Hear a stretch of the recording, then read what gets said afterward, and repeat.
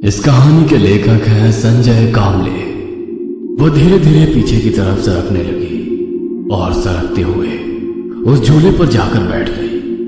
अब धीरे धीरे झोंके लेकर उसने दोबारा मिताली को आवाज लगाई। मिताली ने अपनी रूम के दरवाजे की तरफ देखा तो वो आधा खुला हुआ था और दरवाजे के बाहर फैले घोप अंधेरे में वही औरत खड़ी थी जो उस बगीचे में झूले पर बैठी हुई थी। मासूम मिताली को ये सब टीवी सीरियल में दिखने वाले जादू की तरह लग रहा था। वह कदम बढ़ाते हुए दरवाजे से बाहर उस घोप अंधेरे की ओर चलने लगी और पीछे वो दरवाजा धीरे धीरे अपने आप बंद हो गया। मिताली की तलाश में पूरा दिन निकल गया। शाम होने वाली थी। रागिनी का रो रो कर बुरा हाल था। अपनी बेटी के लिए फिक्रमंद रितेश सोफे पर बैठे अपने दोस्त विक्रम से बात कर रहा था। पुलिस में रिपोर्ट लिखाई है, वो तफ्तीश करके अभी आ गए। बोल रहे थे किडनैपर्स का फोन आया तो हमें इन्फॉर्म करें। रागिनी कहाँ है? वो अपने कमरे में है। ठीक है, अब मेरी बात ध्यान से सुनना, क्योंकि जो मैं बताने वाला हूँ उस पर शायद यकीन करना तुम्हारे लिए मुश्किल होगा। ऐसी क्या बात है? मेरे ख्याल से किडनैपर्स का फोन कभी नहीं आएगा। तुम ये कैसे कह सकते हो? क्योंकि इस इलाके को मैं जानता हूँ। मतलब साफ साफ बोलो। विक्रम कुछ बोलता कि तभी जोर से आवाज करते हुए सीढ़ियों के ऊपर से एक बर्तन लुढ़कता हुआ नीचे उसके पैरों तक आ गया। विक्रम की नजर सीढ़ियों के ऊपरी छोर पर गई और जैसे उसके दिल की धड़कन ही थम सी गई। एक सफेद परछाई उसे ऊपर के कमरे के आधे खुले दरवाजे में नजर आई। रितेश, चल हम पुलिस स्टेशन जाकर आते हैं। अरे पुलिस तो अभी यहाँ से गई है, देखते हैं कैसी जांच हो रही है। पर पुलिस अपना काम कर रही है। विक्रम गाड़ी चला रहा था। उसके परेशान चेहरे की तरफ देखकर रितेश ने पूछा, क्या बात है? कुछ परेशान लग रहे हो? और इतनी जल्दबाजी में हम पुलिस स्टेशन क्यों जा रहे हैं? हम पुलिस स्टेशन नहीं जा रहे हैं, तुमने जो ये बेवकूफी की है उसका उपाय जानने जा रहे हैं। मैंने कौन सी बेवकूफी की है? बिना जांच पड़ताल किए एक ऐसी जगह पर रहने आया जो कई दिनों से नहीं बल्कि कई सालों से बंद पड़ी है, जहां पता नहीं कौन कौन सी शैतानी ताकतें मौजूद है। शैतानी ताकतें? क्या बकवास कर रहे हो? आज के जमाने में भी तुम इन बातों पर यकीन करते हो? यकीन? उस गांव में कई सालों से कोई नहीं रहता। शहर के पास होने की वजह से एक कॉन्ट्रैक्टर ने वहां कुछ मकान बनाए, बच्चों को खेलने के लिए गार्डन बनाया, पर 2 परिवार के छोटे बच्चे गायब हो गए। काफी ढूंढने पर भी कुछ हासिल नहीं हुआ। क्या हुआ उन बच्चों के साथ? कहते हैं उस गांव में एक औरत रहती थी जो लोगों के घर छोटा मोटा काम कर अपने बच्चों को पाल रही थी। फिर एक दिन उसके बच्चे साहूकार के घर से चोरी करके शहर भाग गए और वो पागल होकर अपने बच्चों को गांव में आस पड़ोस के जंगल में ढूंढती रही और फिर मर गई और डायन बन गई। उसके डर से लोगों ने पूरा गांव छोड़ दिया और यहाँ वहां बस गए। कहकर विक्रम ने गाड़ी एक छोटे घर के पास रोक दी। दोनों घर के अंदर चले गए। एक बूढ़े बाबा भगवान की पूजा कर रहे थे। उनकी पत्नी माला जप रही थी और उनकी नातिन पास में ही पढ़ाई कर रही थी। उनके पास बैठते हुए विक्रम ने उन्हें प्रणाम किया। बोलो बेटे, कुछ परेशान लग रहे हो? विक्रम ने सारी बात बाबा को बता दी। बिना कुछ कहे उस बूढ़े इंसान ने अपनी आंखें बंद कर ली और झट से आंखें खोलते हुए कहा, है घर में किसी को अकेला छोड़कर आए हो? हाँ, मेरी पत्नी रागिनी को। वो खतरे में है। रितेश ने विक्रम की तरफ देखते हुए कहा, कैसा खतरा? इतना समझाने के लिए वक्त नहीं है। उसे फोन करो और बताओ कि घर में जहां पूजा घर है वहां जाकर आंखें बंद करके बैठ जाए और तुम दोनों रात होने से पहले उसके पास पहुंचो। आज की रात शैतान सबसे ताकतवर होगा। रितेश ने रागिनी को फोन किया पर वो फोन नहीं उठा रही थी। वह झट से उठकर खड़ा हो गया और बाहर निकला। विक्रम भी उस बूढ़े आदमी के पैर छूकर आशीर्वाद लेकर निकला। विक्रम गाड़ी चला रहा था और रितेश लगातार रागिनी को फोन ट्राई कर रहा था। दोनों तेज रफ्तार से गाड़ी से घर जाने लगे। रागिनी अपने कमरे में गुमसुम बैठी थी और मोबाइल बाहर हॉल में सोफे पर पड़ा था। सूरज धीरे धीरे ढलने लगा और गुमसुम बैठी रागिनी के कानों पर आवाज पड़ी, मम्मी। रागिनी के दिल में खुशी की लहर दौड़ गई क्योंकि वो आवाज मिताली की थी। उसने झट से आवाज की तरफ देखा तो दरवाजे के बाहर कुछ दूर कोई छोटी बच्ची खड़ी थी। अंधेरा हो रहा था इसलिए साफ साफ कुछ भी नजर नहीं आ रहा था, पर आवाज मिताली की थी। रागिनी दौड़ती हुई दरवाजे से बाहर निकली पर मिताली दूर दूर जा रही थी। जैसे वो मिताली के पास पहुंचती मिताली और दूर नजर आती, पैरों में चुभते कांटे, नुकीले पत्थर से लहूलुहान हालत में अपनी बेटी के लिए बेचारी रागिनी चलती जा रही थी। चलते चलते मिताली उसे एक जगह खड़ी नजर आई। उसके आसपास कुछ पेड़ थे जिनकी टहनियां आपस में लिपटी हुई थी। उस संकरी और सूखे पत्तों से ढकी कच्ची सड़क पर रागिनी चलते हुए एकदम से रुक गई। मिताली कहीं नहीं थी। था तो एक वीराना, ना कोई आवाज ना किसी की पुकार, था तो केवल गहरा सन्नाटा।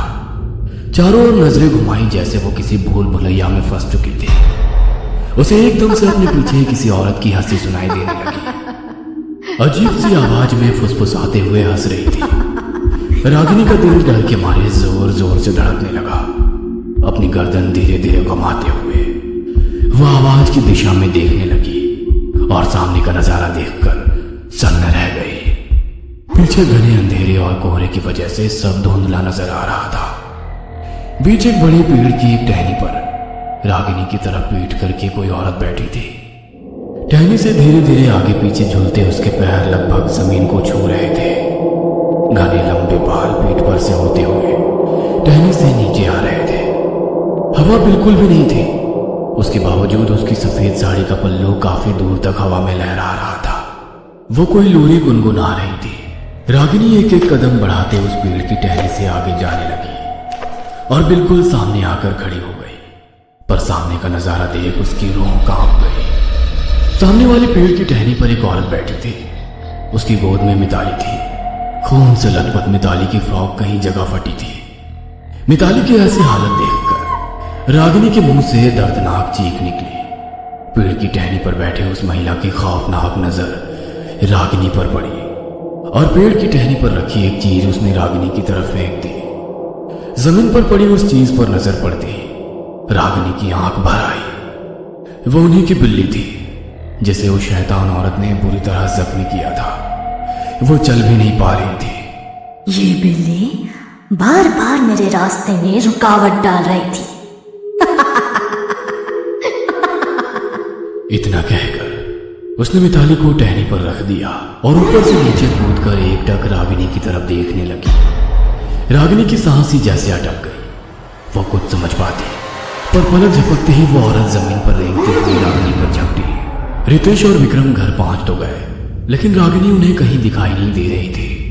दोनों पूरे घर में रागिनी की तलाश कर रहे थे। कभी हॉल में तो कभी किचन में, कभी बेडरूम में, ऊपर टेरेस, हर जगह देख लिया, पर रागिनी का कुछ अता पता नहीं था। दोनों टेरेस पर ही थे। तभी विक्रम की नजर घर के पिछले हिस्से में गई। वहां कोई था। दोनों नीचे उतरकर घर के पिछले हिस्से में गए, पर वहां कोई नहीं था। तुम्हें पूरा यकीन है? तुमने यहाँ किसी को देखा था? रितेश ने विक्रम से पूछा, पर विक्रम कुछ बोलता। तभी जंगल से किसी औरत की चीख सुनाई दी। दोनों का कलेजा कांप गया। रितेश समझ गया कि आवाज रागिनी की थी। दोनों बिना कुछ सोचे जंगल की तरफ भागने लगे। रागिनी की दर्दनाक चीखें दोनों को सुनाई दे रही थी, पर अब आवाज की दिशा समझ नहीं आ रही थी। दोनों जंगल में अलग हो गए। विक्रम घूम फिर कर एक ही जगह आ जाता। 3 बार यही हुआ तो वो समझ गया कि कुछ तो उसके आसपास है, और तभी उसे अपने पीछे एक अजीब सी हंसी सुनाई देने लगी। उसका दिल जोर जोर से धड़कने लगा। हिम्मत करके उसने मुड़कर पीछे देखा, पर सब कुछ शांत हो गया। तभी जमीन पर कुछ हलचल होती सुनाई देने लगी, जैसे कोई रेंगता हुआ जा रहा हो, और अगले पल किसी ने उसके दोनों पैर जकड़कर खींच लिए, जिससे वो जोर से जमीन पर गिर पड़ा।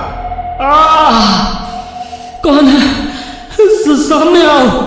उसकी आवाज में डर था। तभी उसके पीछे फैले अंधेरे में एक सफेद चेहरा आगे आया और उसके कान में बुदबुदाया,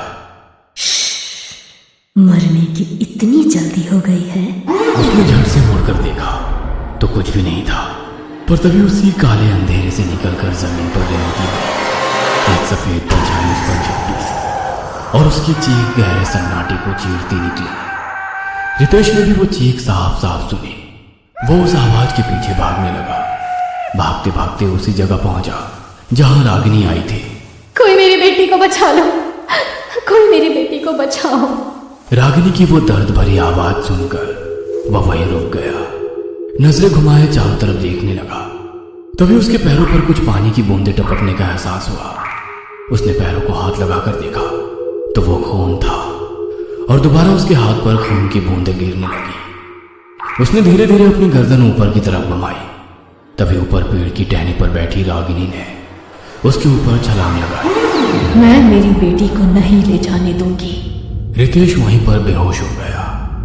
रितेश को कुछ कुछ महसूस हो रहा था, जैसे कोई उसका शरीर जमीन पर से घसीट कर कहीं ले जा रहा था और साथ ही एक औरत के बड़बड़ाने की आवाज आ रही थी। तू मेरी बेटी को ले जाएगा, तेरे जिस्म के टुकड़े कर दूंगी। और रितेश को समझ आया कि रागिनी उसके बाएं पैर को एक हाथ से पकड़कर घसीट कर कहीं ले जा रही है। उसके जिस्म में बिल्कुल भी जान नहीं थी, फिर भी रागिनी की बातें वो साफ साफ सुन पा रहा था। तुम लोगों को क्या लगता है मुझे मारकर मेरी बेटी को ले जाओगे? उस दिन मैं बेबस थी, पर आज नहीं। इतना कहकर उसने रितेश को एक गड्ढे में फेंक दिया। गड्ढा काफी गहरा था। रितेश जमीन पर पड़ा था। उसने धीरे धीरे आंखें खोलकर देखा तो कुछ ही दूर उसकी बेटी लहूलुहान हालत में पड़ी थी और घपाक से रागिनी दोनों के बीच कूद पड़ी। रितेश को कुछ समझ नहीं आ रहा था। रागिनी चलकर मिताली के पास पहुंची और मिताली को अपनी गोद में लेकर बैठ गई। चांद की सफेद धुंधली रोशनी में उसे रागिनी के पीछे गड्ढे की दीवार में कुछ इंसानी हड्डियां धसी नजर आई। तभी रागिनी ने अजीब सी आवाज में कहा, तू मेरी बेटी को लेने आया था। मैं कमजोर थी, इसीलिए मेरे बच्चों को ले गए थे, पर आज नहीं। वो आगे कुछ बोलती, तभी रितेश के मुंह से कांपते हुए शब्द निकले, रागिनी होश में आओ, अपनों की ही बलि चढ़ा रही हो, होश में आओ। रागिनी तो मर गई। मैं वैजंती हूँ। तुम भी उन्हीं गांव वालों में से हो ना, जिन्होंने मेरे बच्चों की इसलिए जान ली क्योंकि उन्होंने साहूकार के घर के बाहर सूखने के लिए रखे मुट्ठी भर अनाज के दाने चुराए थे। दोनों भाई बहन को मेरे सामने से पिटते हुए घसीट कर ले गए और इसी गड्ढे में लहूलुहान फेंक दिया था। पूरे गांव के सामने मैं कुछ नहीं कर सकी सिवाय रोने के। 2 दिन बाद रात मेरी पड़ोसन ने मेरे घर का दरवाजा खोला और यहाँ ले आई। मेरे दोनों बच्चे गड्ढे में बेजान पड़े थे। उन्हें बाहर निकालने की कोशिश की, पर मैं अकेली क्या करती। तभी मेरी बेटी ने कहा, माँ बहुत प्यास लगी है, थोड़ा पानी पिला दो। वो पानी मांग रहे थे। मैं जैसे तैसे वहां से निकली, घर से पानी का बर्तन लेकर वहां वापस पहुंची। दोनों को गोद में लेकर पानी पिलाने लगी, पर वो पानी नहीं पी रहे थे।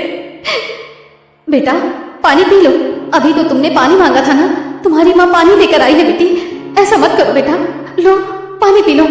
देखो माँ को ऐसे छोड़कर मत जाओ, मैं जिंदा नहीं रहूंगी। सुनो, पानी पी लो, पानी पी लो। रोती रही, चीखती रही और वहीं अपने बच्चों के साथ दम तोड़ दिया। तब से मैं यहाँ किसी को बसने नहीं देती, किसी को नहीं। देखो तुम्हारे साथ बहुत बुरा हुआ, पर तुम भी तो दूसरों के बच्चों को मार रही हो। तुम भी तो उन्हीं लोगों के जैसी हो। नहीं, ये मेरी बेटी है, मैं इसे यहाँ से नहीं ले जाने दूंगी।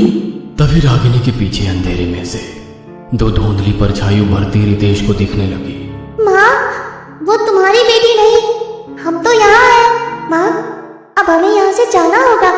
उन शैतानों ने बेगुनाहों का खून बहाया, पर हम तुम्हें और किसी का खून बहाने नहीं देंगे। उन्हें छोड़ दो माँ।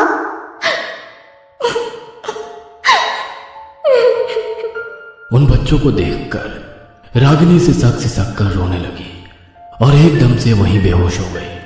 कुछ दिन बाद रितेश सबको लेकर अपनी कार से उन पंडित जी का आशीर्वाद लेने जा रहा था। रागिनी पास ही बैठी अपनी माँ से फोन पर बात कर रही थी और पीछे मिताली गुमसुम सी बैठी थी। तभी एकदम से रितेश ने गाड़ी के ब्रेक दबा दिए। मिताली घबरा गई। अरे क्या हुआ? रागिनी ने घबरा कर पूछा। कुछ नहीं, तुम दोनों गाड़ी में ही बैठे रहो, कहकर रितेश नीचे उतरा और टायर की तरफ देखा। रागिनी समझ गई कुछ तो हुआ है। रितेश नीचे झुका और घबराते हुए कुछ उठाकर खड़ा हो गया। उसके हाथ में उनकी वही बिल्ली जख्मी हालत में थी जिसे कुछ दिन पहले उसने इसी जंगल में छोड़ा था। उसे जिंदा देखकर मिताली खुशी से झूम उठी। पापा, स्वीटी को डॉक्टर के पास ले चलो। और उनकी कार शहर की तरफ भागने लगी।